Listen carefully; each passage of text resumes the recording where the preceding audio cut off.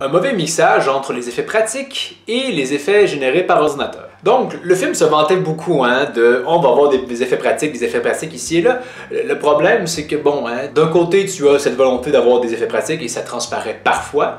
Et après ça, on te montre Maz Kanata qui, c'est un personnage en synthèse. On te montre Snoke qui est dégueulasse, qui est vraiment fait en image de synthèse. Ça fait en sorte que ça détonne vraiment beaucoup. Attack of the Clone, mettons, au moins c'était juste la même chose qui a très mal vieilli.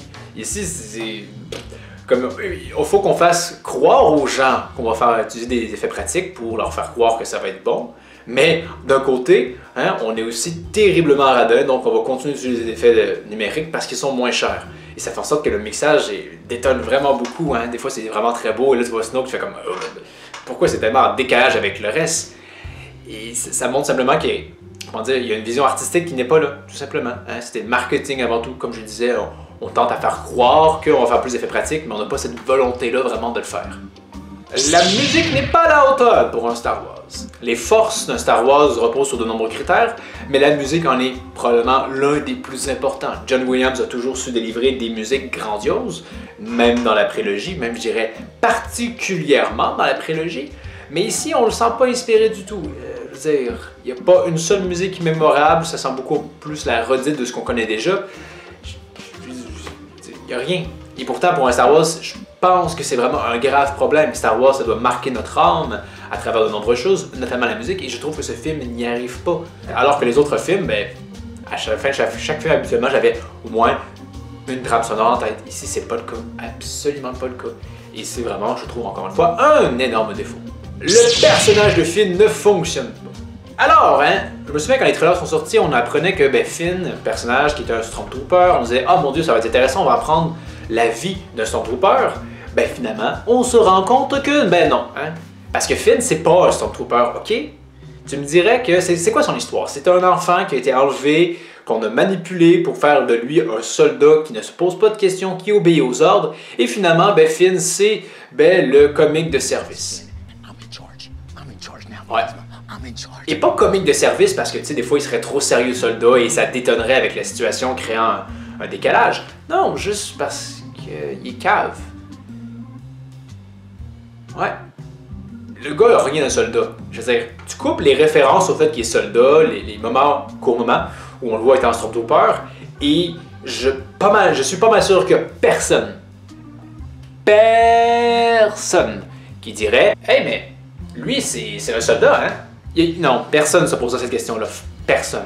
Parce qu'il n'a pas l'air d'un soldat. Le fait qu'il ait été un soldat n'influence en rien qui il est maintenant. C'est juste le gars qui parle beaucoup trop, même s'il est un soldat, il devrait habituellement être silencieux et obéir aux ordres. Il n'y a rien qui correspond. La seule chose qu'on donne à Finn qui correspond à son statut de soldat, c'est des connaissances de l'environnement. Bon, je sais c'est tanker le base, là, parce que je suis un ancien soldat, là. Hey, le vélo de Snoke! Oui, je le connais, Last Jedi, je le connais aussi parce que je suis un ancien soldat, et c'est tout. Il n'y a rien d'autre qui viendra marquer le fait que c'est un Stormtrooper, parce que c'est un personnage qui est lâche, pas très doué, qui aime faire des farces, et malgré son passé, il n'a aucun remords à tuer ses anciens compagnons. Aucun remords. Il n'y a rien. Je veux dire, comme je disais, on disait « Ah, c'est intéressant, on va peut-être exploiter des nouvelles idées. » Non! C'était encore une fois juste de la poudre de perlimpinpin pour faire croire « Regardez, ça va être intéressant! » Et finalement, ça ne l'est pas. C'est juste le gars noir comique de service. Et c'est tout. C'est pathétique. Son personnage ne fonctionne pas. C'est comme si je vous disais que Logan, là, ça a été un enseignant de ballerine pendant plus de 45 ans. Et là, vous me dites ça marche pas, là. Exactement, parce qu'il n'y a rien dans son personnage qui indique il n'est pas influencé nullement par ce passé-là qui devrait avoir une influence, quelque chose. Ici, Finn, la seule influence qu'on a, c'est des connaissances factuelles, mais c'est pathétique, là. Je veux dire, à quoi ça me sert de me faire dire que c'est un personnage soldat si on joue pas nullement avec ça? Il y a juste des fois des gens qui lancent des petites piques comme Kylo, traître, mais vous n'avez aucune relation, donc on s'en fout.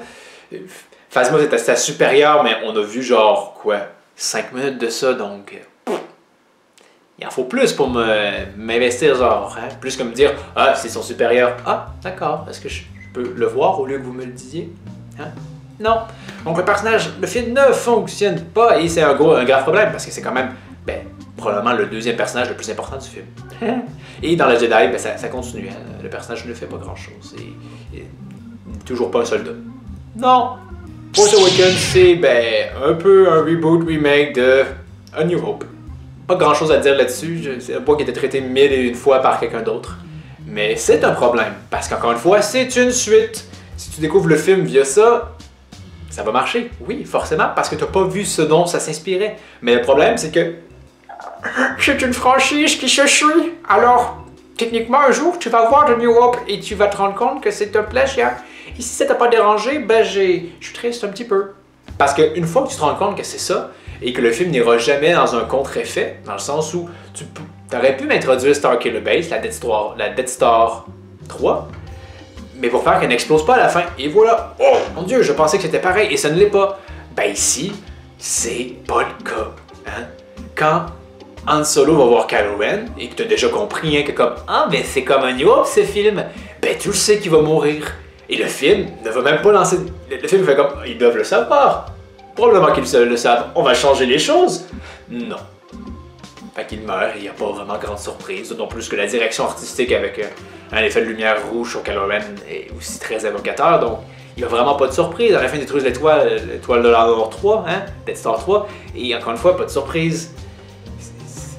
C'est ridicule. Et comme je dis, ça pose des problèmes parce qu'on on fait en sorte qu'il faut absolument qu'un droïde ait une information. Mais ici, l'information, c'est trouver Luke. Ce qui n'a pas de sens. Comme j'ai dit précédemment, surtout qu'on apprendra que Luke ne voulait pas être trouvé, donc pourquoi est-ce qu'il y a une carte qui mène à lui?